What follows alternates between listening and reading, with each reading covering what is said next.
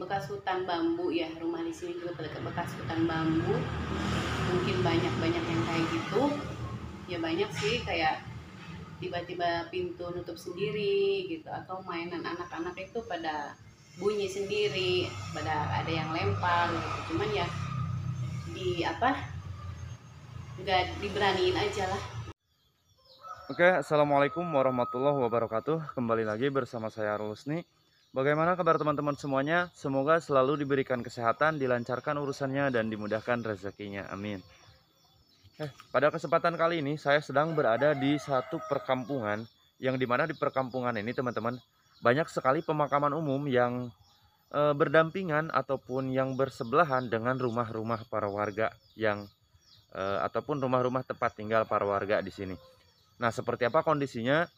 Nanti kita akan ngobrol-ngobrol dengan salah satu warga yang rumahnya persis sekali berada di samping pemakaman umum tersebut dan tinggal di sekitar perhutanan, teman-teman. Tonton terus videonya sampai selesai. Oke, teman-teman. Nah, bisa dilihat di situ ya. Ini merupakan akses tadi jalan saya menuju ke kampung ini, teman-teman.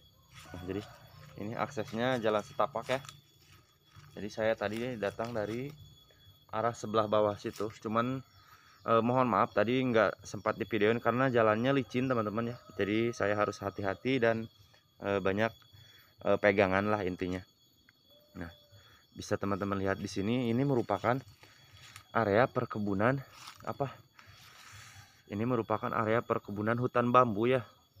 Jadi ke sana itu merupakan area hutan bambu teman-teman. Hutan bambu semua. Dan di sini ini merupakan perkampungan, tapi dari rumah satu ke rumah yang lainnya itu cukup terpencil dan cukup terpisah jauh teman-teman. Kalau bisa dilihat ya di bawah situ tuh, tapi nggak kelihatan ya kayaknya. Jadi di bawah situ itu ada satu rumah warga yang terakhir sebelum kita masuk ke jalan sebelah sini. Oke, biar lebih jelas saya tunjukin aja lah sekali lagi ya. Bismillahirrahmanirrahim.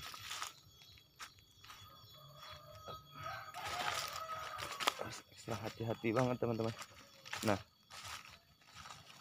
jadi kayak gini, akses jalan setapak menuju ke perkampungan ini. Nah, kayak gini ya. Makanya tadi saya tidak mengambil video di sini karena cukup sulit dan cukup licin teman-teman. Nah, sebelah sini juga, di sini banyak sekali pepohonan yang cukup besar teman-teman ya. Kayaknya pohon apa ini? Pohon mahoni atau apa? Besar-besar sekali. Jadi hutannya di sini masih terlindung, masih dijaga dengan baik. Kebayang nggak teman-teman?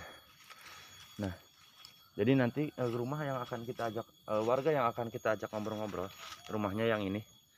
Nah, ini rumah, dan di belakang rumah ini ada satu buah pemakaman umum, yang mana pemakaman umum tersebut sangat sangat mepet sekali atau sangat berdampingan sekali dengan rumah pemilik dari rumah ini. Dan sini, kebayang nggak teman-teman, ini rumah, ini kebun bambu ya, hutan bambu, sekelilingnya hutan. Nah, ini sekelilingnya bener-bener hutan.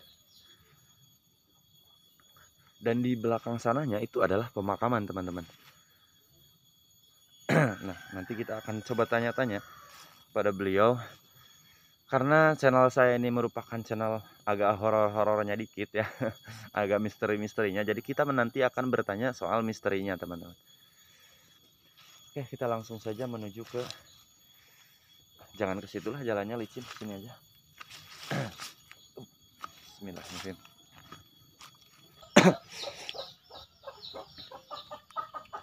Teman-teman,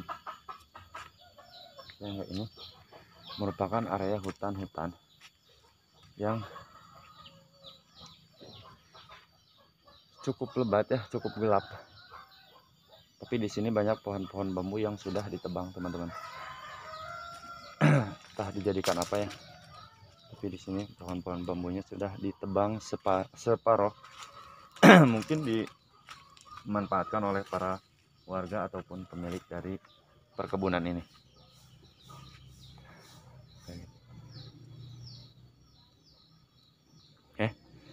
Dan pemakaman yang saya maksud adalah pemakaman ini, teman-teman. Nah, bismillahirrahmanirrahim. Assalamualaikum ya ahli kubur minal muslimin wal muslimat wal mu'minin wal mu'minat. Nah, jadi ini merupakan pemakaman umum ya, ataupun pemakaman keluarga, karena tidak terlalu banyak. Hanya ada 1, 2, 3, 4, 5, 6, 7, 8, sekitar 20 20 makam. Jadi mungkin ini makam keluarga termasuknya. Mudah-mudahan penghuni dari makam ini, penghuni kuburan ini mendapatkan tempat yang layak di sisi Allah Subhanahu wa Ta'ala, dan meninggal dalam keadaan husnul khotimah, diterima semua amal ibadahnya dan diampuni segala dosa perdosaannya, teman-teman. Amin ya rabbal alamin. Nah, oke teman-teman, kali ini saya sudah bersama dengan Teh Neng ya. Nah, dengan Teh Neng, jadi beliau ini adalah seorang warga yang dulunya tinggal di area pemakaman umum dan sekarang sudah pindah ke tempat yang yang jauh dari pemakaman ya, tapi dekat dengan perkebunan di belakangnya. Jadi di belakang rumah ini adalah area perkebunan, tapi ayam makam mogenya kan itu. Iya. Ayam makam. Nah Teh, Teh Neng kan pernah berbicara ya, pernah dulu pernah mengatakan kalau Teh Neng sering banget kalau pas lagi di pemakaman itu, yang di pemakaman yang di tempat rumah yang pertama, sering banget mengalami hal-hal mistis ataupun hal-hal kejadian aneh yang di luar akal. Nah, boleh dijelasin nggak Teh? Pernah mengalami hal apa aja? Pernah dengar suara-suara yang ketawa ataupun orang jalan kayak gitu-gitu sih. Berarti selain suara Teh pernah juga melihat penampakan? Kalau penampakan alhamdulillah sih nggak pernah. Oh, maksudnya orang jalan Teh suara orang yang berjalan? Iya. Suara orang yang berjalan. Nah Teh, dulu katanya Teh Neng kan pas lagi ngeliwat ya, itu gimana sih ceritanya pas lagi ngeliwat yang langsung bubar itu? Dia kan lagi buat kram sama teman-teman, lagi pas waktu perawan. Terus, Oh, masih perawan dulu. semua udah matang segala. Pas lagi mau makan, dengan orang lagi perempuan ketawa. Pas lihat teman-teman tuh nggak ada yang ketawa gitu. Pas ditanya siapa yang ketawa, semua orang pada diem kan. Terus denger lagi yang ketawa, itu nggak ada yang nggak ada yang ketawa di situ. Semuanya pada diem, langsung pada kabur semua. Berarti langsung kabur? Iya. Oh, pas jadi makanya pas kedengeran ada suara yang ketawa tuh mungkin kan kita dari teman-teman istilahnya silih tuduhnya. ya. Bingung lah siapa yang tertawa. Nah, pas nggak ada yang ngaku, nggak ada yang tertawa juga, akhirnya langsung kabur. Iya. Nah, itu kejadian udah lama belum Teh? Ya pas umur 21 lah. 21 ya. Nah, berarti sekarang umur berapa Teh? 35. 35. Lama. Oh, kirain Teh sekarang 25. Nah Teh, selain itu katanya di tempat rumah yang sekarang juga Teh Neng sering mengalami hal-hal yang sama seperti di rumah sebelumnya, bener nggak Teh? Iya sih. Namanya juga tempat bekas hutan bambu ya, rumah di sini juga bekas hutan bambu. Mungkin banyak yang kayak gitu. Ya banyak sih, kayak tiba-tiba pintu nutup sendiri gitu, atau mainan anak-anak itu pada bunyi sendiri, pada ada yang lempar gitu. Cuman ya nggak diberaniin aja lah. Di rumah ini Ya. Kan sepertinya kalau dilihat sekilas kan rumahnya di tempat yang rame gitu ya kan, di tempat rame pinggir jalan juga, dan banyak juga kalau tetangga sih ada yang sebelah sini aja ya. Kalau tetangga memang cuma ada satu di pinggir, tapi kan nggak terlihat seperti tempat angker gitu Teh. Ya namanya juga bekas hutan bambu ya, pastilah ada gitu. Oh, jadi dulunya ini hutan bambu. Apalagi kan sering ditinggal 4 bulan saya pergi ke Jakarta, ditinggal pastilah ada yang nyangkut apa gimana gitu, yang nempel di sini pasti ada. Ya seperti suara suara-suara mainan anak-anak itu dimainin, atau tiba-tiba pintu nutup sendiri gitu, keras banget gitu. Sampai kaget saya juga, cuman ya udahlah gitu. Saya sering bilang aja gitu, masing-masing aja lah, ini tempat saya juga gitu. Itu aja. Nah, berarti Teh Neng ini sangat banyak sekali ya pengalaman mistis-mistisnya. Kayak yang bisik-bisik ke kuping gitu, kayak heh gitu kan. Pernah gitu waktu itu di belakang rumah. Di belakang rumah di sini. Nah, yang ke belakangnya nih, ini kan belakangnya sekarang udah ditembok ya. Yang ke belakang sananya itu hutan atau apa tuh? Hutan. Oh, masih hutan bambu. Oh, berarti ini bekas hutan bambu dan sekeliling rumahnya juga ke sana ke belakang masih hutan bambu Teh ya. Nah Teh, pengalaman hal yang paling mistis yang paling diingat sampai sekarang nih, yang menurut Teh Neng itu kejadian paling serem lah istilahnya. Pernah ngalamin hal apa Teh? Ya itu yang dibisikin ke kuping itu masih baru kok. Masih baru. Saya pas mau masukin kucing di belakang kan, miara kucing, terus mau pulang ke kuping itu ada yang bilang heh gitu kan, kuping kayak dingin banget. Berarti kayak dibisikin gitu ya? Kayak yang nanya gitu kali ya. Yang kita juga nggak lihat kan, orang makhluk kayak gitu nggak lihat. Nah itu kejadian udah berapa lama kira-kira? Baru 2 bulanan. Baru 2 bulanan.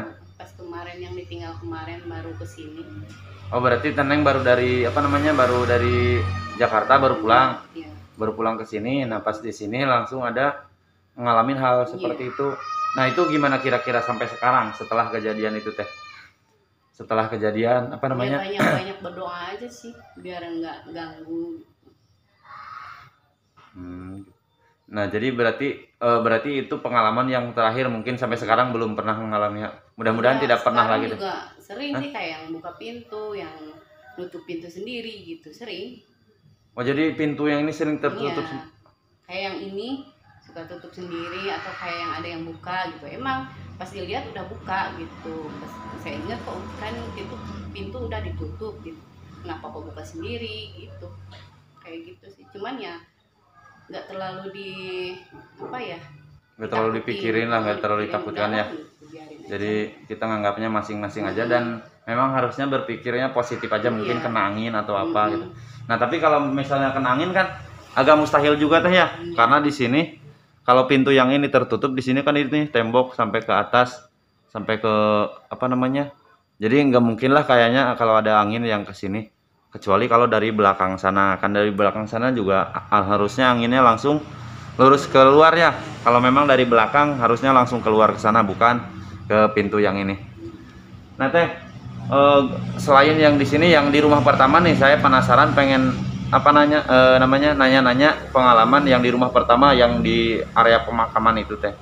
Nah selain pengalaman pas lagi lewatan ada yang tertawa, terus suara orang jalan malam-malam. Nah itu apalagi Teh kira-kira yang masih Teteh ingat? Kata orang-orang sih kalau pertama orang dikubur di situ ada yang meninggal tuh. Kata orang-orang sih sering ngelihat kayak pocong kayak gitu. Saya sih nggak pernah, cuman kalau tetangga bilang suka, Neng semalam tuh ada pocong depan kamar kamu gitu kan. Cuma saya nggak pernah lihat, nggak pernah ini, yang ingat juga kan lagi tidur gitu. Oh berarti ada orang yang ngasih tahu bahwa di depan rumah, di depan kamar Teh Neng ini ada sosok pocong.